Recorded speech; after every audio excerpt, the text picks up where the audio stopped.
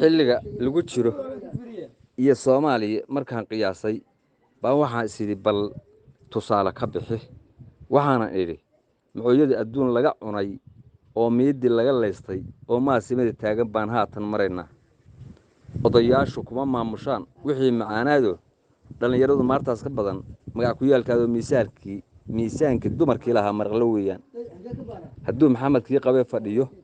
oo xalay la maaweelay anigaa mas-uulka ah bay mugus la soo siin inuu mirir adduunyadu ka haray waad matalaysaan oo masalooyinkaas baa runtii kuwa marqaatiyahe maskaxdiisa ruuxii qaboon maanka ka idlaan war masaajidkiiyo diinka yaan laga maqnaan aawe marti laga xishoodo baajidhada ciduna maagayn haddii uu wadaad muuminuhu maantay kula joogo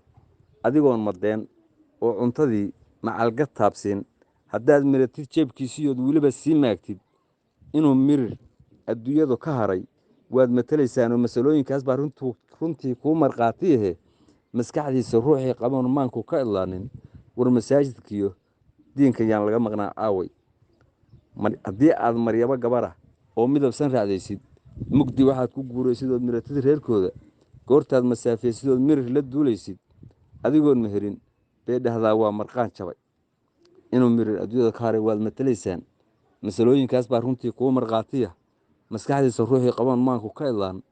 war masaajidka iyo diinka yaa laga maqnaa aaway haddii maalin waa rooba do-o oo miru hilaacayso iyagoon macaan xoolahon miru ka dhigaysan madow geedkii laga waayey iyo mirasho jiidaal inuu mirir adduunyada ka haray waad matalaysaan oo masalooyinkaas baa runtii kuu marqaatiyahe maskaxdiisa ruuxii qaboon maanku ka idlaan war masaajidka iyo diinka yaa laga maqnaa aaway hadday murugto taariikhda oo la isku maandhaafo mas-uul odaya baa xaaladdaa sii macnayn jiree maangaab hadduu taliyey iyo dumar malaayiina inuu mirir adduunyadu ka haray waad matalaysaan oo masalooyinkaas baa runtii kuu marqaatiyahe maskaxdiisa ruuxii qaba oo maanku ka idlaan war masaajidkiyo diinka yaan laga maqnaa caaway waa cabdirashiid baniin xilliga iyo dadka jooga iyo dadkii hore siduu ahaan jiray markaan isku qiimeeyena waxaan qiyaasay